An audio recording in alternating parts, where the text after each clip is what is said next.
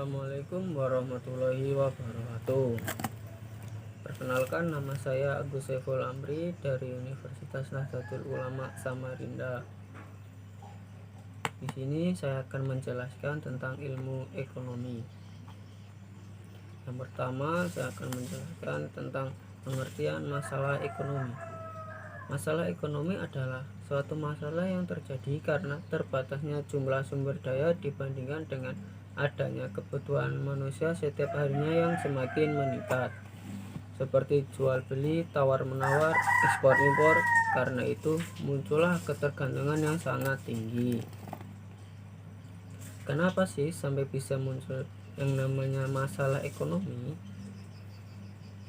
Akar masalah dari ilmu ekonomi adalah kelangkaan. Apa itu kelangkaan? Kelangkaan adalah kondisi ketika kebutuhan dan keinginan yang sifatnya tidak terbatas bertemu dengan sumber daya yang sifatnya terbatas. Secara garis besar, masalah ekonomi dibagi menjadi dua. Ada yang namanya masalah ekonomi klasik dan ada juga masalah ekonomi modern. Satu, masalah ekonomi klasik. Masalah ekonomi klasik ini berlandaskan pada teori ekonomi klasik. Masalah ekonomi klasik ada tiga nih. Satu, produksi. Dua, distribusi. Dan yang ketiga, konsumsi. Produksi sendiri adalah proses pengolahan sumber daya menjadi suatu untuk memenuhi kebutuhan atau keinginan manusia. Misalnya nih, pengolahan pangan dari padi menjadi beras. Masalah pada produksi dapat disebabkan oleh banyak hal nih, contohnya kelangkaan lahan, terbatasnya modal, hingga kurangnya SDM. Yang kedua, distribusi. Persoalan ekonomi klasik selanjutnya adalah distribusi. Distribusi sendiri merupakan proses penyampaian benda yang telah diproduksi supaya bisa digunakan oleh manusia. Contohnya masalah pada distribusi misalnya seperti yang terjadi di negara kepulauan seperti kita nih guys. Untuk menekan ongkos distribusi, biasanya barang distribusikan menggunakan kapal laut. Padahal untuk melaut itu butuh lihat dulu nih kondisi arus lautnya, musim, dan faktor lain. Sedangkan kalau mau menggunakan pesawat lain, ongkosnya lebih mahal. Kemampuan angkut pesawat terbang enggak banyak yang bisa diangkut sama kapal laut. Yang ketiga, konsumsi. Konsumsi yang dimaksud di sini bukan makanan atau menggunakan barang yang melainkan proses atau kegiatan untuk mendapatkan benda pemuas kebutuhan atau keinginan, misalnya nih keinginan membeli. Permasalahan dalam konsumsi contohnya saat barang yang ada ternyata tidak mampu dibeli atau ternyata barang yang tersedia tidak cocok untuk digunakan. Yang kedua, teori permintaan, penawaran, dan keseimbangan pasar. Teori permintaan. Permintaan ialah jumlah barang dan jasa yang diminta seseorang atau individu dalam waktu tertentu pada berbagai tingkat harga. Contohnya, Melisa mampu membeli 3 majalah seperti bulan pada harga 15.000 dan dia mampu membeli 5 majalah setiap bulan pada harga 10.000. Permintaan efektif. Pengertian permintaan terhadap suatu barang dengan diikuti oleh kemampuan untuk membayar. Permintaan absolut, permintaan terhadap suatu barang tidak diikuti oleh kemampuan untuk membayar. Berdasarkan perilaku konsumsi, 1. Kelompok permintaan fungsional, 2. Kelompok permintaan non fungsional. Mengapa jika harga cenderung mengurangi jumlah barang yang dibeli? 1. Apabila harga naik akan berusaha mengganti barang dengan barang lain yang sejenis. Contoh, daging sapi diganti dengan daging ayam. 2. Bila harga naik kita merasa sedikit lebih miskin daripada sebelumnya. Oleh karena itu akan mengurangi jumlah barang yang dibeli. Faktor-faktor yang mempengaruhi permintaan. Intensitas kebutuhan. 2. Selera konsumen. 3. Pendapatan atau daya beli masyarakat. Yang keempat, harga barang substitusi dan komplementer. 5. Jumlah produksi. Yang keenam, ekspektasi konsumen tentang harga. Yang ketujuh, advertising. Materi selanjutnya, teori perilaku konsumen. Teori perilaku konsumen dibagi menjadi dua, yaitu 1. Perilaku konsumen rasional dan perilaku konsumen irasional.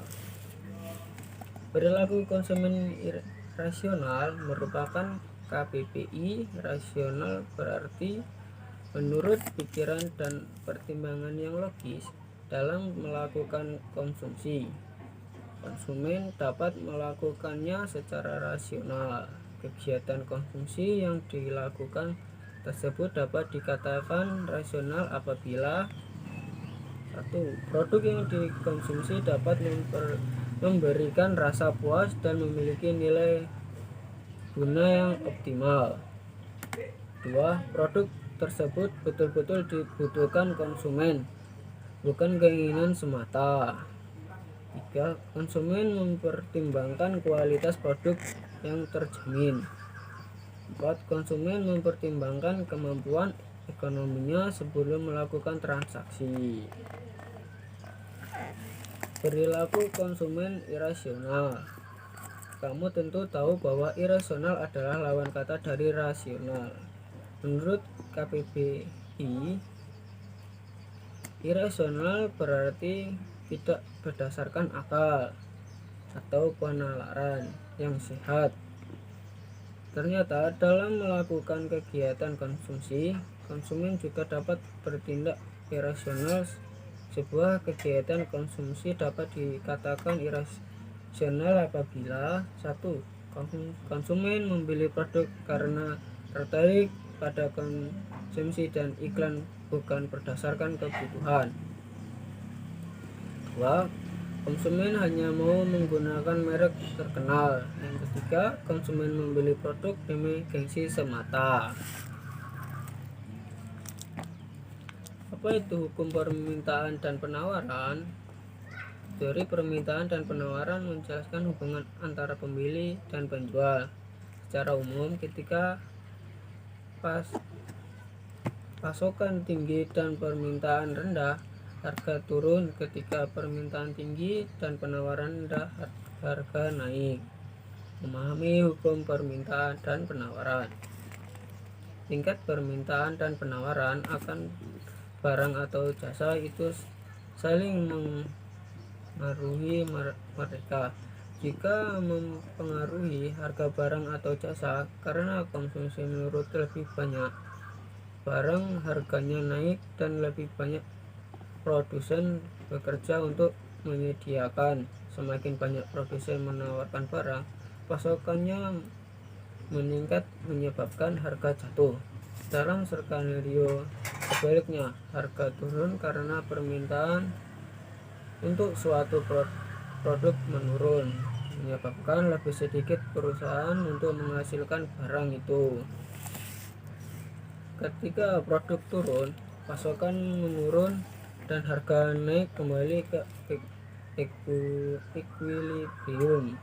Teori permintaan dan penawaran dapat dipecah menjadi bagian-bagian terpisah. Contoh,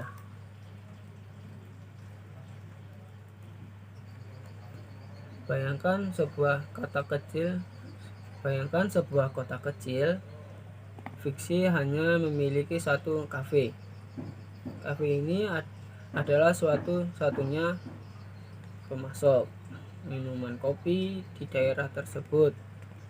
Itu berarti dengan permintaan yang cukup, pasokan kopi mungkin rendah, yang menyebabkan harga menjadi tinggi.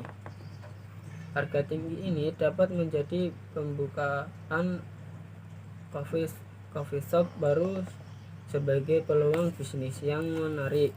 Kafe kedua dibuka beberapa blok jauh dari kafe pertama. Pasokan kopi di kota meningkat. Ketika pasokan bersaing, mereka mengurangi harga untuk menarik pelanggan, tetapi tidak sampai sejauh kehilangan uang atau terpaksa ditutup. Pasokan telah meningkat untuk memenuhi permintaan kopi di kota dan hanya telah mencapai titik keseimbangan. Pasar untuk kopi di kota kecil ini telah meningkat hukum permintaan dan penawaran. Kesimpulannya, dari permintaan dan penawaran itu seperti jungkat-jungkit. Ketika produksi naik dan permintaan tetap sama, harga barang akan turun. Demikian pula jika jumlah pesanan naik dan persediaan tetap sama, biaya barang akan naik. Hukum permintaan dan penawaran berarti bahwa jungkat-jungkit akan menemukan keseimbangan dari waktu ke waktu. Ketika ada perubahan permintaan atau penawaran, ini akan mengubah harga. Perubahan harga mempengaruhi permintaan dan penawaran, menciptakan keseimbangan dari waktu ke waktu. Selanjutnya, teori produksi. Teori produksi, ada beberapa penjelasan mengenai teori produksi. Teori produksi menciptakan, menghasilkan, dan membuat suatu produk.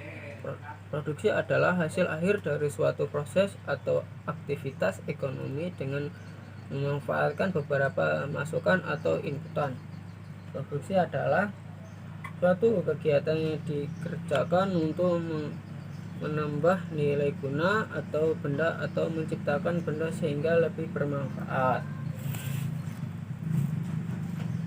Produksi adalah suatu proses di mana barang atau jasa yang disebut masukan diubah menjadi barang-barang jasa yang disebut hasil.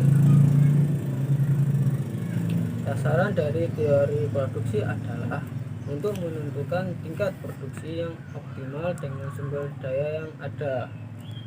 Teori produksi ada dua macam. Satu, teori produksi jangka pendek. Yang kedua, teori produksi jangka panjang. Teori produksi jangka panjang, di mana apabila seseorang produsen menggunakan faktor produksi,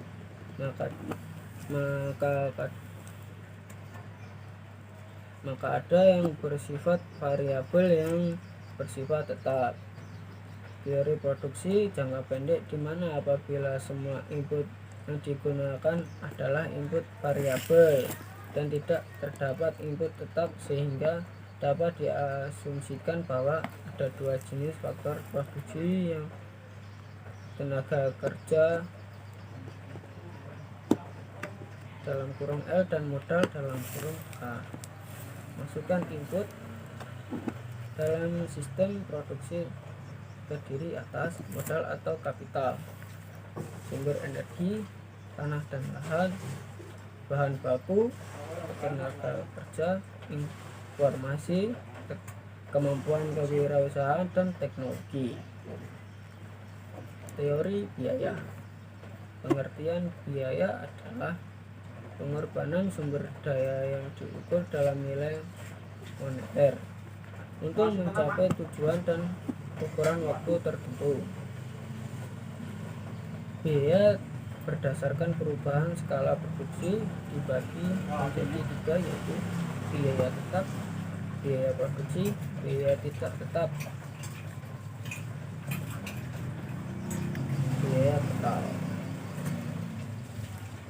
Biaya tetap yang secara relatif tidak dipengaruhi oleh besarnya jumlah produksi.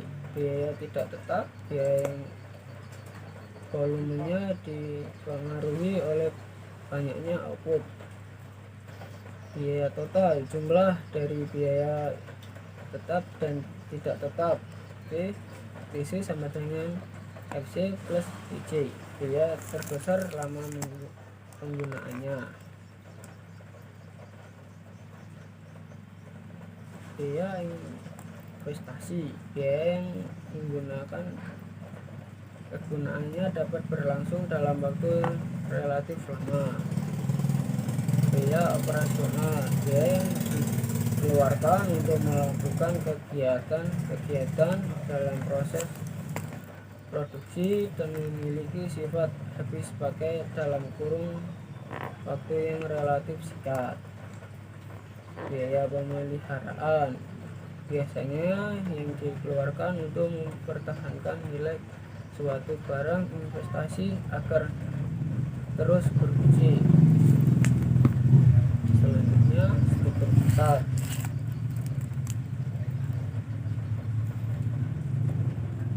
Struktur pasar mengacu pada karakteristik organisasi pasar yang menentukan perilaku perusahaan dalam suatu industri. Ini menentukan sifat persaingan dan harga dan dapat didapat perusahaan. Struktur pasar penting karena mempengaruhi hasil pasar, terutama dalam hal keuntungan. Ini mempengaruhi peluang, motivasi, dan keputusan strategis pelaku ekonomi yang menjalankan dan memprediksi hasil pasar, terutama laba bagi pemerintah yang memberitahu mereka cara mengatur pasar, memastikan persaingan yang adil dan mengurangi dampak buruk persaingan tidak adil seperti kartel bagi perekonomian. 4 jenis struktur pasar adalah 1. Persaingan sempurna, persaingan monopolitik, oligopoli, dan monopoli, yang mana merupakan struktur pasar terbaik. Secara teoris, pasar persaingan sempurna adalah yang paling ideal, itu karena hanya struktur pasar ini yang memungkinkan kita untuk mencapai alokasi ekonomi yang efisien.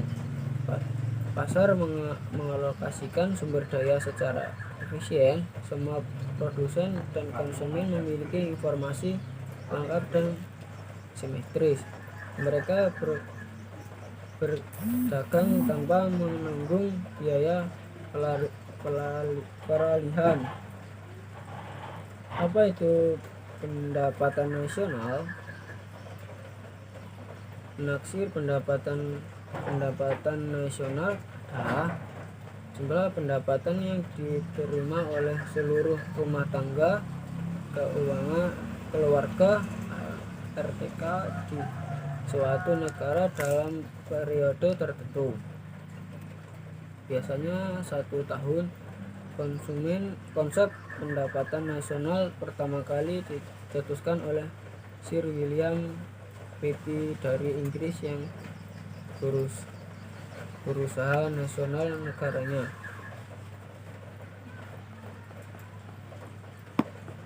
Inggris pada tahun 1665. Ringkasan materi konsumsi dan investasi. Pendapat suatu negara digunakan untuk konsumsi, dan bila terdapat saldo maka akan ditabung. Seandainya pendapatan yang dikonsumsi terdapat sisa yang tidak ditabung, maka akan diinvestasikan. Yang dapat dirumuskan: pertama, Y sama dengan C plus S. Yang kedua, Y sama dengan C plus I. Fungsi konsumsi menunjukkan hubungan antara konsumsi dilambangkan C dengan pendapat yang dilambangkan Y, dan di setiap ada perubahan pendapat akan mengakibatkan perubahan konsumsi, sehingga dapat ditentukan bersama MPC. Fungsi konsumsi dirumuskan: C sama dengan A plus B kali Y. Fungsi tabungan adalah fungsi yang menunjukkan hubungan antara besarnya tabungan dengan besarnya pendapat, dan setiap ada kenaikan pendapatan maka akan berakibat kenaikan tabungan, sehingga dapat ditentukan MPS. Fungsi tabungan: S sama dengan min A ditambah dalam kurung A dalam kurung 1 min B kali Y.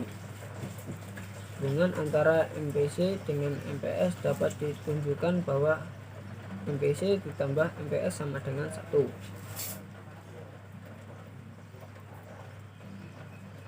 Perbedaan kebijakan fiskal versus kebijakan moneter. Berkembang atau majunya suatu negara dapat dilihat dari tingkat ekonominya. Suatu negara yang mampu mencapai tingkat pertumbuhan ekonomi tinggi dan menjaga stabilitas ekonominya, maka negara tersebut dapat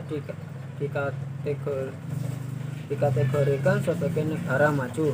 Artinya negara tersebut telah berada pada titik kemandirian ekonomi. Demikian pula sebaliknya, sektor ekonomi tidak pasti karena dipengaruhi oleh beragam faktor baik internal maupun eksternal. Pengaruh dari sisi internal cenderung lebih mudah diantisipasi dan diatasi maupun tidak dengan pengaruh eksternal. Faktor-faktor eksternal seperti mekanisme pasar, permintaan pasar, dan persaingan atau sulit dikendalikan. Sebab itu negara memiliki dua perangkat kebijakan yang bisa dilakukan untuk menjadi stabilitas ekonomi, yaitu kebijakan fiskal dan moneter. Definisi kebijakan fiskal dan moneter. Kebijakan fiskal merupakan langkah-langkah yang dilakukan pemerintah untuk mengelola dan mengarahkan perekonomian agar dapat ke arah yang lebih baik atau yang diinginkan dengan cara mengatur penerimaan di sektor pajak dan pengeluaran sehingga guna mempengaruhi pengeluaran agregat dalam perekonomian. Penerimaan dan pengeluaran pemerintah. Pengertian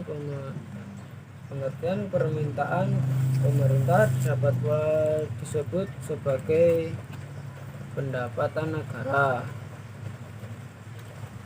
Adalah suatu penerimaan yang berasal dari pemerintah perpajakan, penerimaan negara bukan pajak, dan penerimaan negara hibah dari dalam atau luar negara.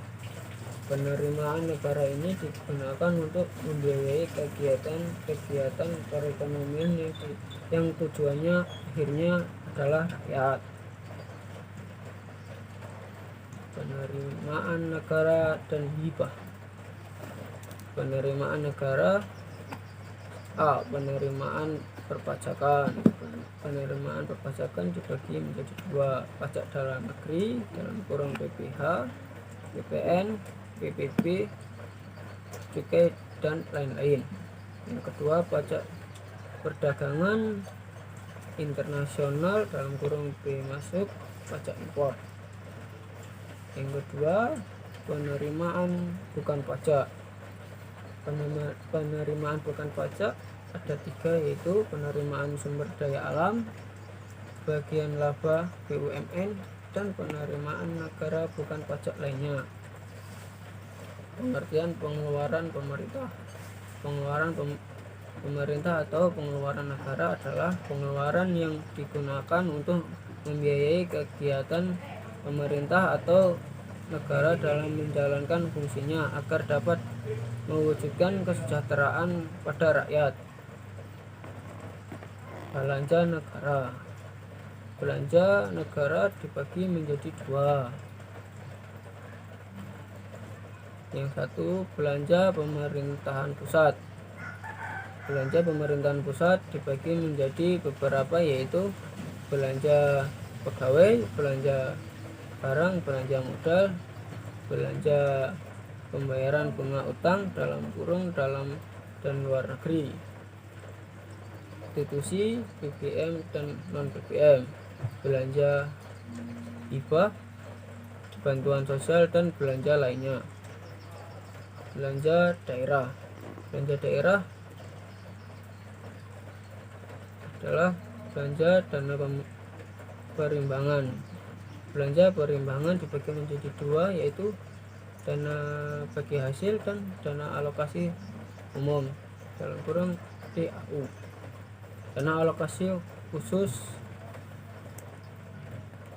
dana otonomi khusus, dan penyesuaian.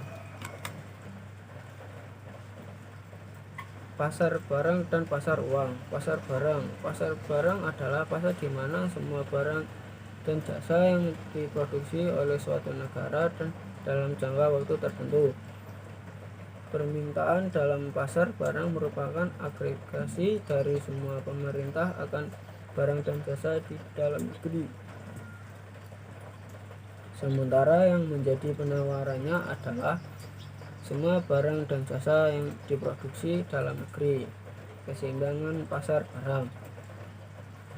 Keseimbangan pasar barang tercapai dalam penawaran barang dan jasa telah sama dengan permintaannya. Pada kondisi ini, total produksi sama dengan total pengeluarannya.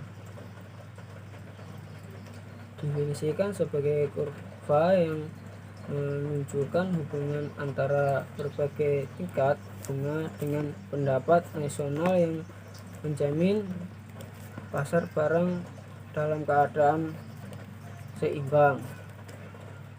Pasar uang. Pasar uang adalah keseluruhan pemerintah dan penawaran dana atau surat-surat berharga yang mempunyai tingkat waktu satu tahun atau kurang dari 1 tahun dan dapat disalurkan melalui lembaga-lembaga perbankan. Pasar uang sering juga disebut pasar kredit jangka pendek. Keseimbangan dalam pasar uang. 1. Keseimbangan pasar uang modal tercapai bila pemerintah uang telah sama dengan penawaran uang. 2. Kurva LM menunjukkan kombinasi tingkat bunga dan tingkat pendapatan yang konsisten dengan keseimbangan dalam pasar untuk keseimbangan uang real. 3. Kurva menggambarkan hubungan di antara tingkat pendapatan dan tingkat bunga. Semakin tinggi tingkat pendapatan, semakin tinggi permintaan terhadap keseimbangan uang real, dan semakin tinggi bunga keseimbangan. Karena itu untuk kurvanya miring ke atas. Sekian materi dari saya ucapkan terima kasih. Assalamualaikum warahmatullahi wabarakatuh.